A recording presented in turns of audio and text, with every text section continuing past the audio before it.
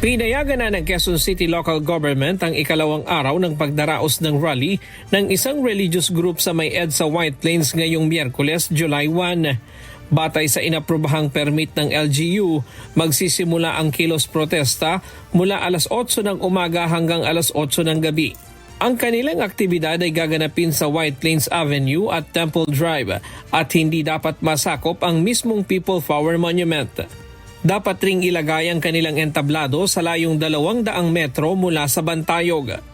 Nakalagay din sa permit na mahigpit na ipinagbabawal ang pagmamarcha mula White Plains Avenue patungo sa iba pang mga lugar upang ipagpatuloy ang rally. Ipinagbabawal din ang anumang protesta na may kaugnayan sa rebelyon, insurrection, sedisyon o pag-uudyok sa mga ito na maaaring maging batayan ng pagpapakalat sa rally at pag-aresto sa mga lalabag. Bawal din ang paninigarilyo at pagbibabe sa lugar ng pagtitipon. Hindi rin pinapayagan ang paggamit ng mga plastik na bote at styrofoam na lalagyan ng pagkain at inumin bilang bahagi ng kampanya sa wastong pamamahala ng basura. Maglalagay rin ng steel barrier sa staging area habang magbibigay ng medical assistance ang Quezon City Rescue and Risk Reduction Management Office at barangay. Makikipag-ugnayan din ng MMDA para sa paglalagay ng mga portable toilet at pagpapatupad ng traffic management.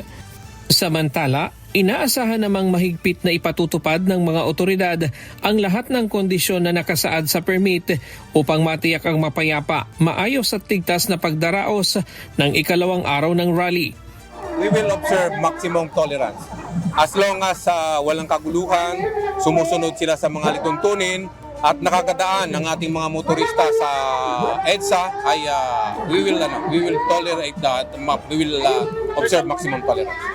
Kahapon nagulat ang lahat sa biglaang rally na isinagawa sa White Plains. Walang na-secure na permit ang grupo habang marami rin ang naabala dahil sa mabigat na trapiko matapos okupahin ng mga relihista ang tapat ng People Power Monument. Nagkaroon pa ng tensyon sa pagitan ng pulis at ilang mga relihista kung saan 4 ang naaresto. Samantala may ilang personalidad din ang sumama sa rally kahapon at nagpahayag ng suporta sa protesta, gaya na lamang nila Senator Alan Peter Cayetano, Congressman Leandro Lebiste, dating Congressman Mike Defensor, Attorney Jimmy Bondoc at Attorney Ferdinand Topacio.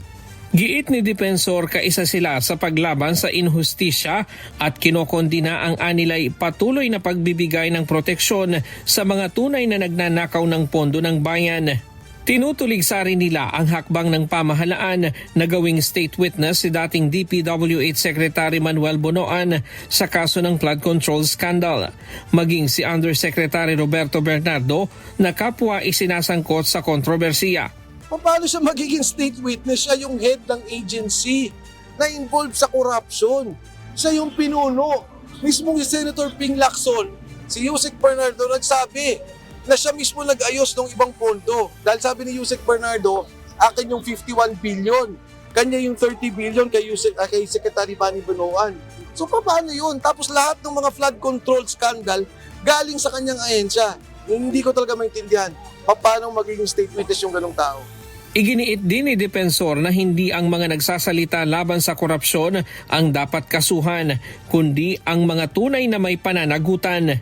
Dagdag pa niya, hindi rin dapat ginagamit ang mga ahensya ng gobyerno laban sa mga kritiko ng administrasyon. Ini-weaponize yung mga ahensya ng gobyerno. Ginagamit yung ahensya ng gobyerno para gipitin yung mga nagsasalita. Wala namang ginagawa yung mga tao, hindi naman nag-aarmas, hindi naman nagre-rebellion. Ang sinasabi lang ng tao, ikulong ninyo yung mga nagnakaw. Ang sinasabi lang ng tao, alamin natin yung nakatotohanan kung sino ang punot dulo ng nakawan ng pondo ng ating bayan. Ryan Lacanlale, Humakataw sa Balita Ngayon.